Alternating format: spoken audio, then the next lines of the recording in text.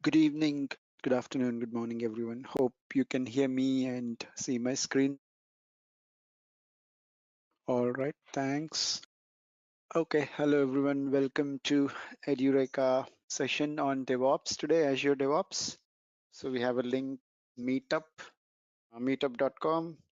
So Meetup is the group where you have all the members to be here and you have these discussions, events, and a lot of these technology concepts like introduction to machine learning, deep learning, all of this stuff which is also existing here. And our agenda today is what is DevOps and what is Azure DevOps, components of Azure DevOps, and so on, a little bit of hands-on. What is DevOps? DevOps is in the name itself, you see it's dev and operations, right? You see the DS cap and OS capital letters. We can straight away, we can make it that it is a development and operations. So it's a combination of practices and tools which are designed to increase the any companies or any organization's strength, ability to deliver applications and services faster than traditional software development process, right? So we have traditional process takes a lot of weeks, months to be able to develop any tool and to make it changes. You get into repo, all of this stuff. It takes a lot of time to send the updates from one environment to other environment, like let's say development, test, and prod. So through DevOps, we have the tools are designed to deliver the services faster than any other traditional development processes. So DevOps example, it's a wall between development and operations often results in an environment where the two teams don't trust each other and each is walking around, right? So DevOps approach results in a collaboration between the two teams where they work with shared goals. Like also the about the DevOps engineer will do what will he do? He introduces the tools, methodologies throughout the SDLC, which is software development life cycles from coding to deployment. All right, DevOps is also a very good career now, and it's booming in the industry. And DevOps doesn't, it's usually requires some coding knowledge, and that doesn't mean it's a necessary or it's a necessity for every member of the team. So it's essential to work in a DevOps environment. So you don't have to be able to code, but you need to know what is coding and why it matters, right? So we have tools here, DevOps tools. We have, so there are a number of DevOps tools which are there, which also launched in the 2020 as well. We have Slack, which was famous, which was launched in 2013. This is one of the top communication tools used by the effective collaboration, right? And we also have Jenkins, and we also have Docker, Phantom, Nagios, and Civil, etc.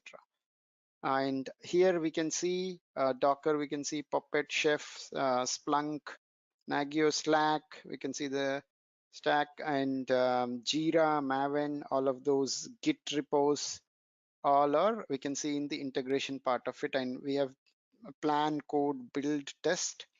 We are seeing all of these tools, and then deploy, operate, monitor. The tools are Docker, Vagrant, Puppet, Chef.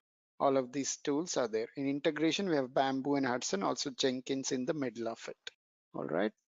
Okay, so we have DevOps tools and stages. As I said, we have seen some of the tools, and if we go to the stages, which is very important. So basically we have version control, continuous integration, all of these stages which we are seeing it here, right? So we are in DevOps stages.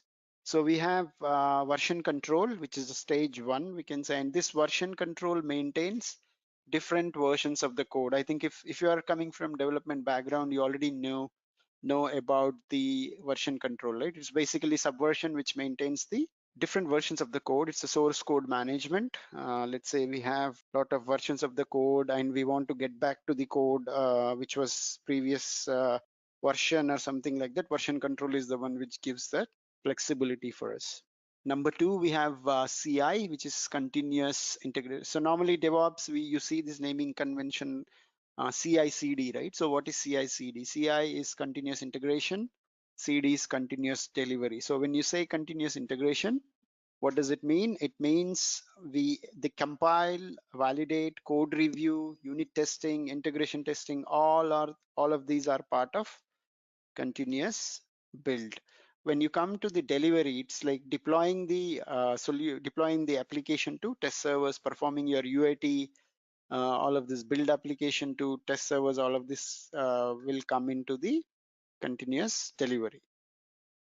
And when you come into the deployment, this is the actual part of the once you test your application on and it is ready for your prod server for release. So basically it's for release, right? So deploying the tested application on the prod server for release. So configuration management and also containerization is part of the continuous deployment. So first we are saying version control, which is source code. Second, we are saying continuous build. You can remember like the build, and then testing is in your delivery, and in your continuous deployment, you have configuration management only, right? And then containerization. Once the release has been done, it's only about management and containerization and configurations part of it, right? DevOps stages, remember guys, version control, CI, continuous integration, continuous delivery, continuous deployment, right? And we'll move on to Microsoft Azure. And why is Microsoft Azure? So Microsoft Azure has made advances over the years. It has now all the features and some important aspects where Azure performs better than other clouds is PaaS, platform as a service. Azure is doing great. IaaS, we have AWS, but platform as a service, we have Azure. And then .NET compatibility, which is very, very good because given the Microsoft platform, we have security offerings, hybrid solutions, integrated, all of these stuffs are available here. Okay, so let me quickly move back to the portal. So we have a little different definition here. Microsoft Azure is a growing collection of integrated cloud services which developers and IT professionals are using to build, deploy, and manage applications. So if I go to my portal, we have something called Azure DevOps organization, right? And apart from that, we have all the Azure services here, which are existing. So creating a resource is very simple here. Create a resource and you just search your web app or any other service. You can just create it from there. So normal scenario, it takes in on-prem, it takes weeks or sometime a month to create a web application. Here it takes a minute or so to be able to create a web app. But we are not getting into it fully Azure services because we are covering DevOps as well here, right? So when so DevOps organization, this is the one which shows for you. So once you see the DevOps org, you can create your DevOps organization. So basically you will have for portal, if you have your account created, once you have the account with your proper free account, Microsoft is giving 30 days free accounts with all the services, giving you free for your benefit learning, play around those services for 30 days. So once you click on the DevOps, you land to this page where you have My Azure DevOps Organizations. You can click that My Azure DevOps Organizations and you'll go to DevOps. So here it gets plan smarter, collaborate, and ship faster with a set of modern DevOps services is what it says. So we have, so I created a DevOps project, which I named it as Edureka. And then we have this overview summary, dashboards, wiki boards, everything available here, right? Like our next set of slides will explain about that, right? We have these features. What are the features? We have key features which are listed here. On demand provisioning, that means any service which we are wanted to do, it can be provisioned on demand within very short time, right? And we can scale out and scale down depending on the need, and we can pay only what we are using it or consuming it, right? And when you talk about PaaS services, we only focus only on our PaaS service, not about hardware and all other application server or web server. And we can utilize the skills and knowledge of the resources, right? Let's take an example of DevOps also we created. If we take an example of any other, let's take a web app example. Just now we were trying to create a web app. So it's just the on-demand service which will be created. So web app is a PaaS service, platform as a service. If we want to build a web application, we can just create it in a minute or few minutes in Azure. You can just try and create a test web app here. So this is your Azure portal. If you are interested to pursue more on Azure, you can go ahead and create your account on portal.azure.com. Okay, we have resource groups which are already available. If not, you can create a new one. You can name it as test resource group. And your web app, also you can name it as web app test, which was already taken. So give it a name, which unique name, which is available just for a testing purpose. It's taking web app edu 987, which is also, oh, I think we have an invalid character here. Let's see, what is that, which is it not taken? The name must be at least 2 characters. Okay, web app. We've created a resource group which is there, and I'm not sure why is it invalid character. 1 second. Okay, underscore is fine. Yeah, we have given some random name. That's okay, because we have similar names which are already been taken, and we don't have the space acceptance, but we have web app 1 which is taken, right? Or all right, correct. Okay, so let's give it the name, and we have this publish option which can be taken as code or Docker container, right? When you click on Docker container, it asks for you an operating system, and if you select code, it asks for your runtime stack. So on what coding language or on what platform or framework you want to execute your web applications code, right? So .NET, .NET 5, ASP.NET, everything is available for it. When you say early access, it's just coming under preview. It will be available sooner. So you can select 3.1 LTS with Windows as well, and you can select the location which is there. Default app service plan is the plan where this web application will be hosted, right? So there is something called this app service plan where you have this 1.7 GB, 7.0 GB of memory which is available, and you can go to the monitoring part of it. For your web app monitoring, we have some options which we can select as well. Application Insights is one of the technology where we have this monitoring available for that, right? Tags are only the naming values. If you want to put your tag for a value or add your cost center or organization's specific team group, you can just tag it to this web application which we are going to create now. Okay guys, we're just on the end part of it, review and create. Once we click on the create, the web application for us will be created and it will be available for our developers instantly, right? Right, so we have this deployment in progress, and within few seconds or a minute or so, it should create it now. So this is how on demand exactly means, guys, right? On demand provisioning, that means we have provisioned very quickly. We have created a service via Azure, right? So on demand, scale out and scale up, we also there is an so it's already created. If you see here, deployment is complete, and we can go to the resource here. So deployment is already complete, and we have this web application ready, and we have a URL. So this is a PaaS service, as I said.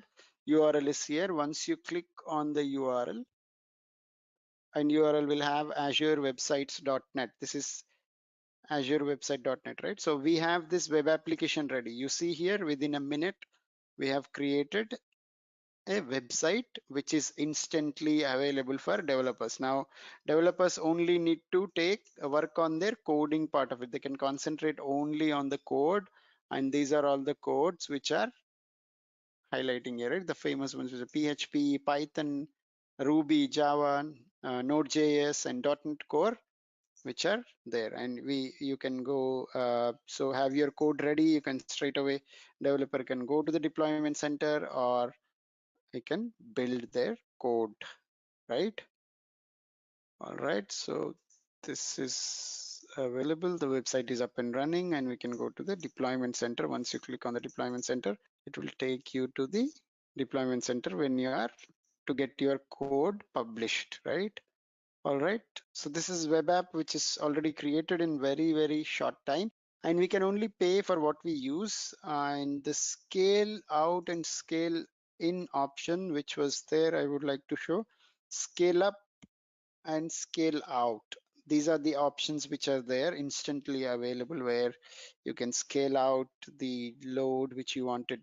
App service plan to give more power or compute, let's say compute for production workloads. We have a lot of app service plan which are available, and dev test, we have other pricing tests which are available, right?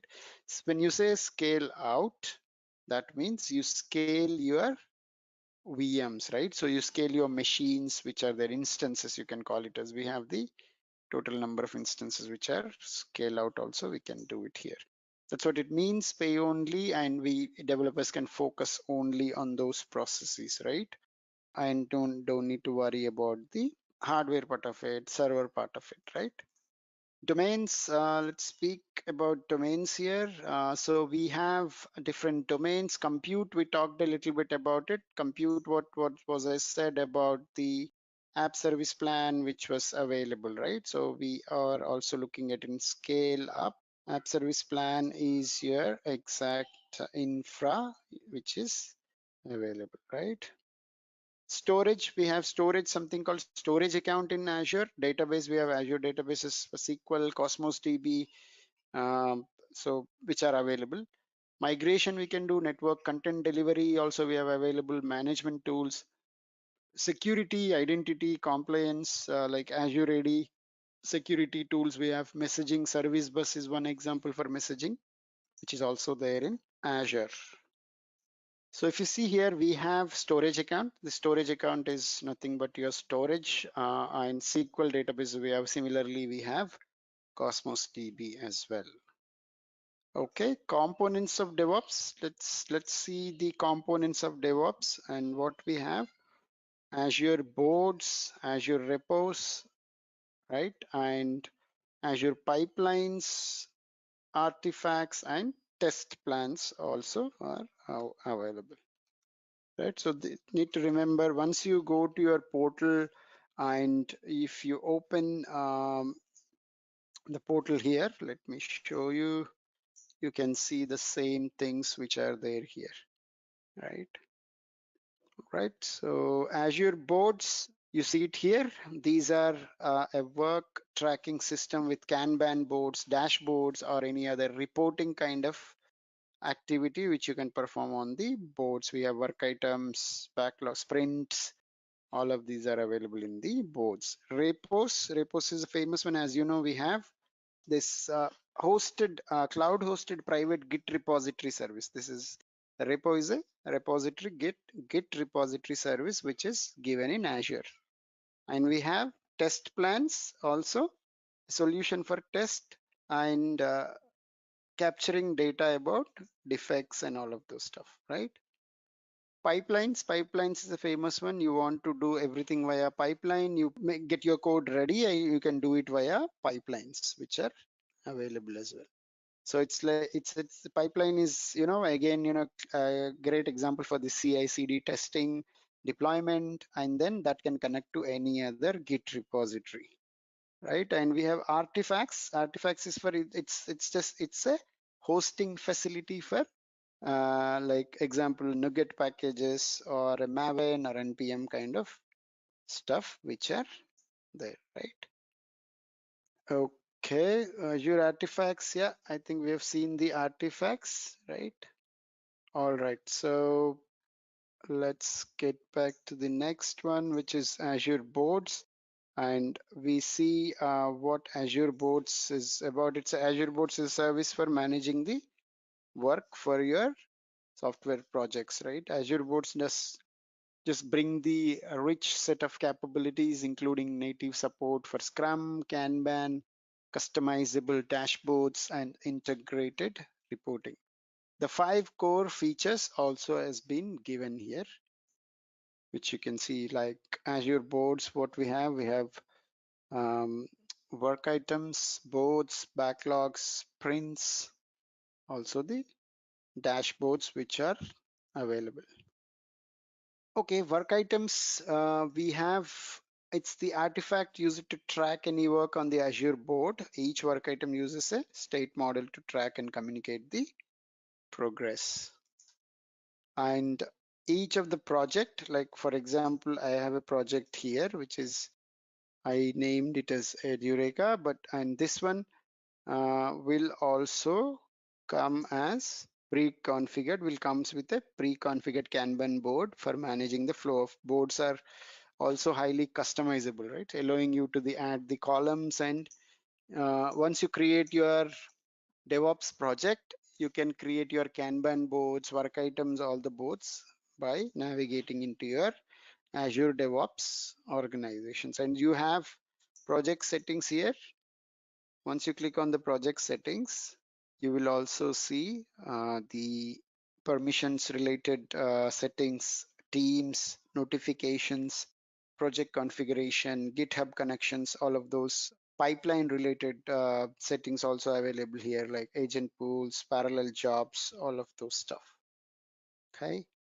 And we have org settings. So here we have project settings, right? So we have organization settings as well, which you can see by clicking it here, and all your DevOps projects will appear here, right?